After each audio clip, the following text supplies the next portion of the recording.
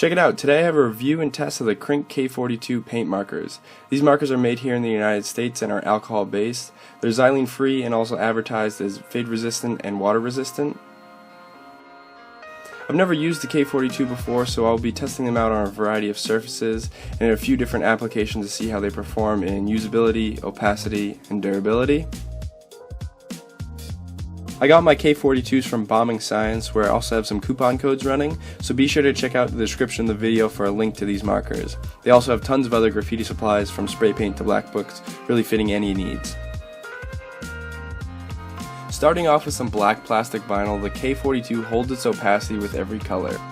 The quick silver throwy S shows that the metallic color has no issue going over dark surfaces, and it holds onto the plastic very well without any pitting and only minor streaking from moving fast.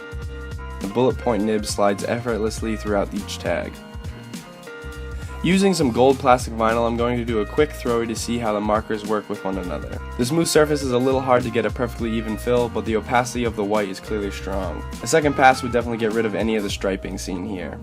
The black outline goes over the white with ease after letting it dry for a few minutes.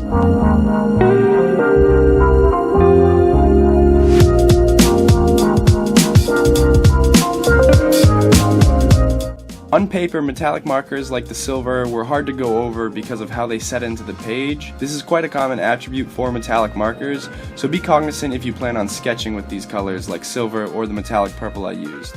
All regular colors won't have this effect and they'll work just fine on paper.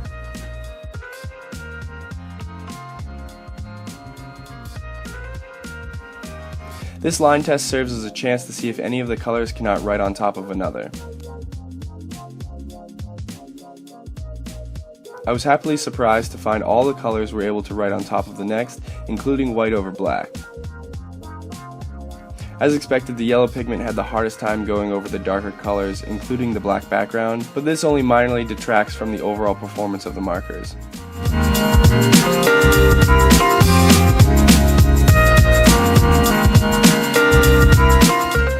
Moving on to some porous surfaces, wood was a little harder to write on, but the darker colors were still able to show up. The lighter colors such as white and yellow set in a little more than I would have liked, making them much less visible. The same results were present when drawing on the cardboard.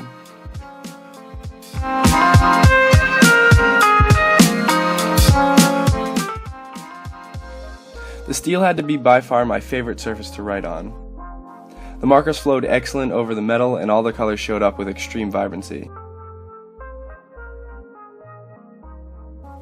The blue painted steel also had great results with even brighter colors because of the lighter base.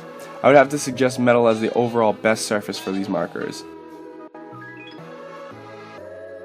The last material I chose to test was brick. The uneven surface was less than ideal to draw on, but the markers did not set in as much as the cardboard or wood, making that even the lighter colors such as white stand out off the dark red brick. The nibs did show minimal wear after just a few tags on the brick, so I wouldn't suggest using these markers on a super rough surface too often. I fear that it would run down the nib quite a bit. Scratching at the paint once it was dry allowed for some resistance to the abrasive buff. Taking some keys to the steel, you can see barely any change in the tag. The painted steel showed more wear because I was able to scratch off the blue undercoat rather than just the marker. And then applying some mineral spirits, which are a common solvent much like paint thinner, I was able to scrub lightly and remove some of the tag. This means that these markers are not safe to all buff, as harsher solvents are more common for getting rid of graffiti, but there is a chance that some ghosting may still ride.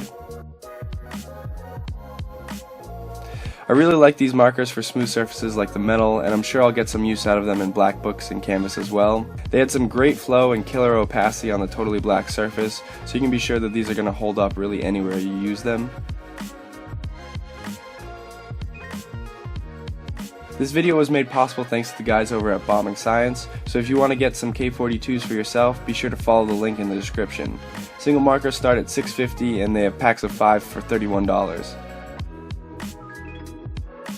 I hope you enjoyed the review and thanks for checking it out. If you've used the K-42s in the past and want to leave some feedback or comments down below, feel free to leave those in the comment section. That's going to do it for me, guys. Peace.